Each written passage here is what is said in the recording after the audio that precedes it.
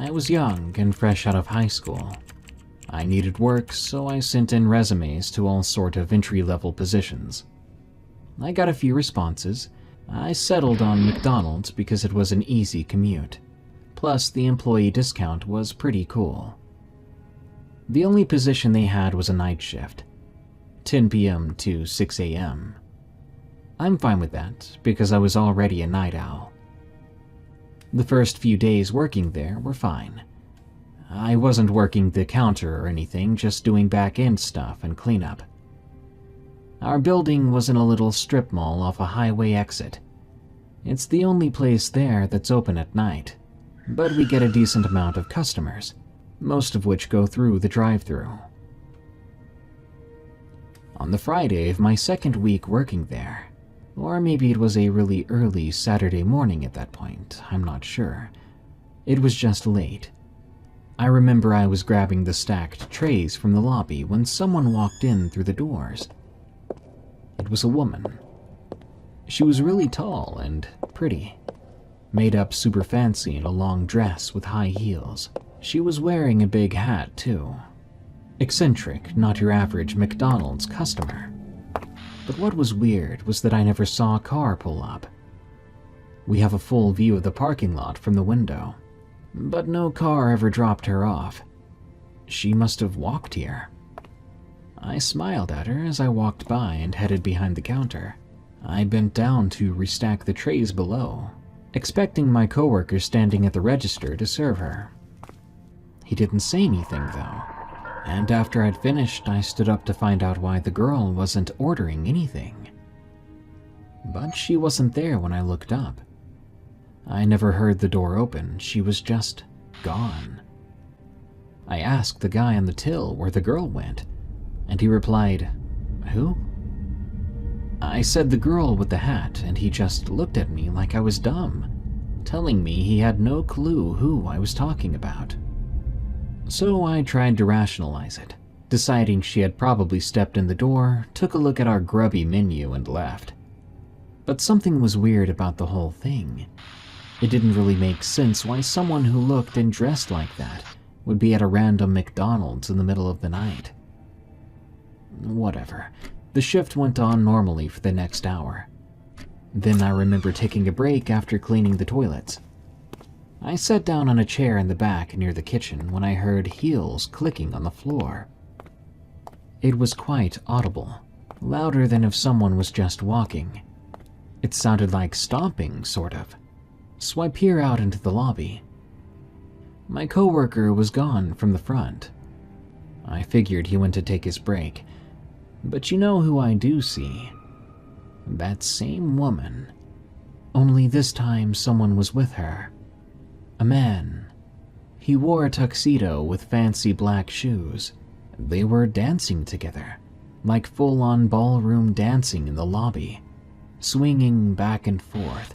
It was the most bizarre thing I'd ever seen. I remember watching them for a bit, mesmerized, before I took my place behind the register. I said something along the lines of, "Can I help you?" They both looked at me at the same time. As they stared, I felt a hand grab my shoulder with a firm grip. Instinctually, I turned around. No one was there. I knew someone had touched me, but there wasn't anyone, so I spun back to the lobby where the people were, to find them both gone. The man and the woman had just vanished. Once again, I didn't hear doors open or close. I didn't hear their fancy shoes skid on the floor. They were just there one minute and gone the next. For the rest of the night, only a few small things happened.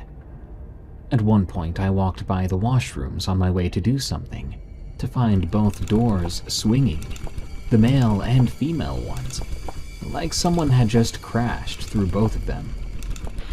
A little while later, I remember looking for something on the shelves in the back near the employee entrance, and something banged on the door, hard. Something heavy hit it, and only once. I remember opening it, looking around, and seeing no one. After that, the shift was regular. Really not much to say. I was really happy when I finally got off though. The first bits of sunlight had just begun to come over the horizon as I left for my car. I was punching out 10 minutes before I was supposed to, but I didn't think the people coming in would care. As I hit the parking lot though, I see a car. It looked like a small limousine. It was just sitting there in front of the restaurant. Through the light from the street lamp, I could make out the doors opening. 2 people got out, one on each side of the car.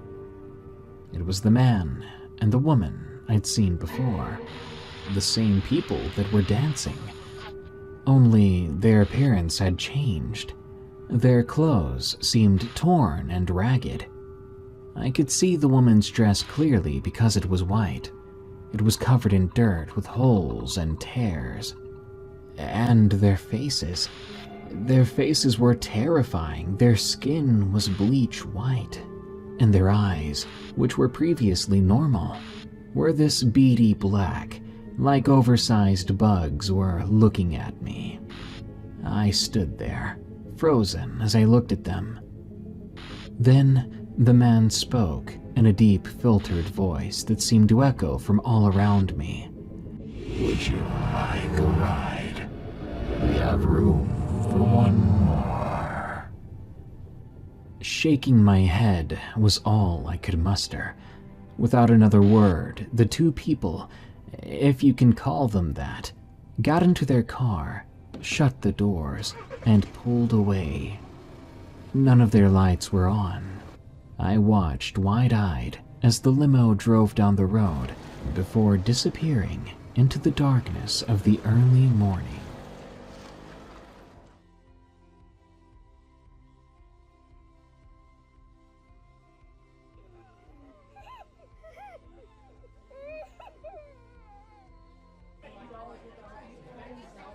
Back in the late 90s, I used to have a serious drug problem.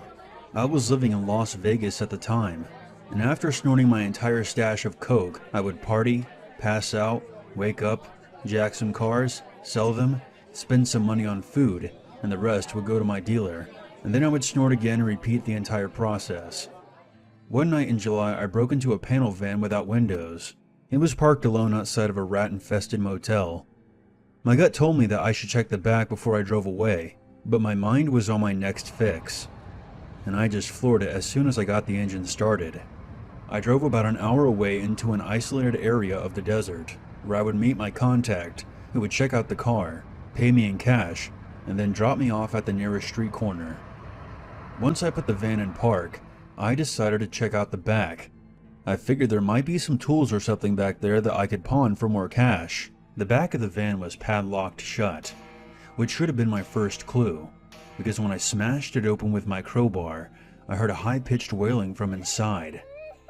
I turned on my flashlight, and my stomach dropped.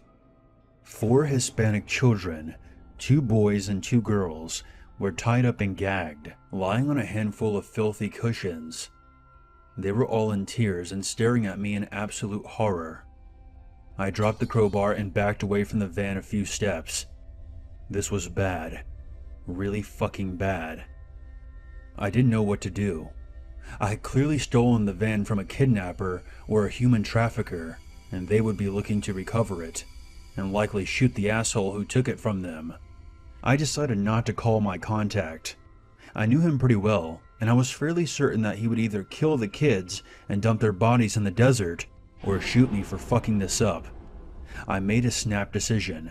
I climbed in the van and explained to them in both English and what Spanish I knew that I wasn't going to hurt them. I ungagged them and cut the bonds around their wrists, but I left their ankles tied. I couldn't risk them running off.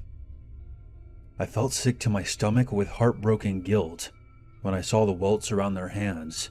The stench of urine and sweat was heavy in the air. I climbed back in the driver's seat, drove back out of the desert, and at the first service stop I pulled in and parked. I went inside and bought 4 bottles of water and as many bags of snacks that I could afford. I carefully opened the back of the van and tossed the bag inside. Then I closed it again and walked across the lot. I made an anonymous phone call to the police from a payphone, and then walked to the next service station, where I had a friend come pick me up. After that night, I had my friend buy me a bus ticket to Texas, where I had an older brother who would let me stay on his couch. I got clean, and I ultimately turned my life around. I got an honest job, and I now have my own family and my own home. I remember being so relieved when I heard on the news that the kids had been found and were returned to their families in Mexico. You never know when life will give you a test like that and a chance to prove your character. I like to think that those kids helped me as much as I helped them.